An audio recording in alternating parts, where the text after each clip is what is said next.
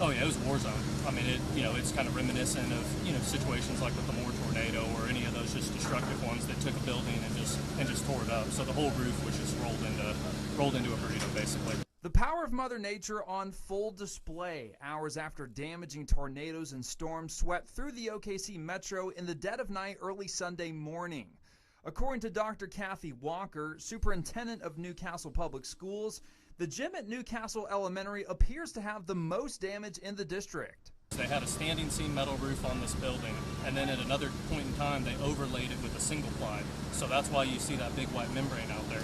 So what happened was the wind got underneath the membrane, picked the white membrane roof up, and rolled up the metal at the same time, and probably 3/4 of it was sitting in the parking lot with nothing left but the insulation on the building. In a statement made on Facebook, Walker says the elementary school will hold class virtually Monday and Tuesday, and that the school's principal will reach out to parents with additional information about how those virtual days will work. As it goes for the rest of the district, schools will have a normal in-person school day on Monday. State Superintendent of Education Ryan Walters also responding to the storm's damage, saying in part, quote, "Last night's storms have caused significant damage and uprooted lives across our state, including considerable damage at Newcastle Elementary School. I have directed all available OSDE resources to assist our schools and communities during this emergency."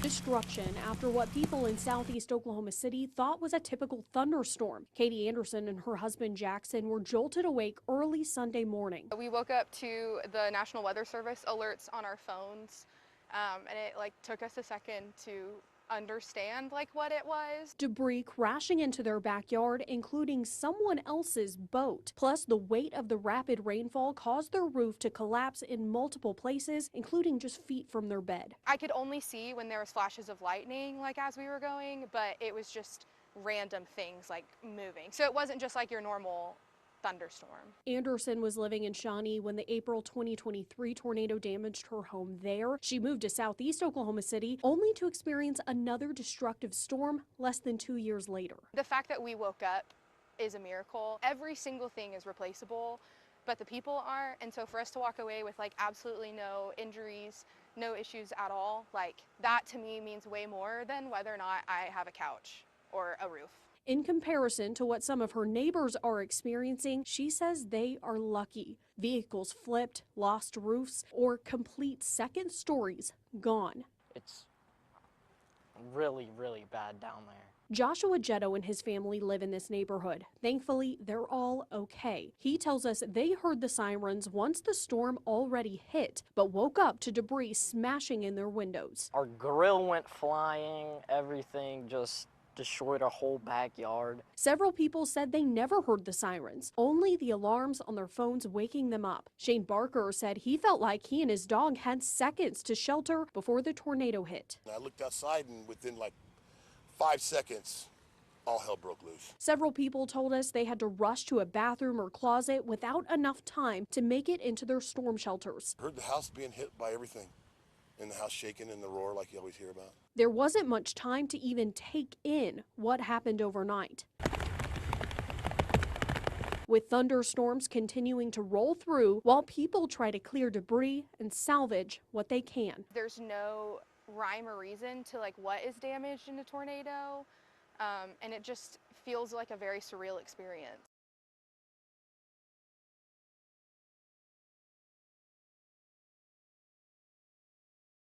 Up after them.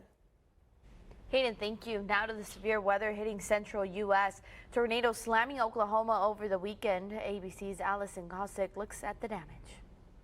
This morning, a trail of destruction after multiple reported tornadoes tore through parts of Oklahoma, one touching down in Oklahoma City. Nearly a dozen people injured. It was really, really heavy rain that woke us up and some thunder.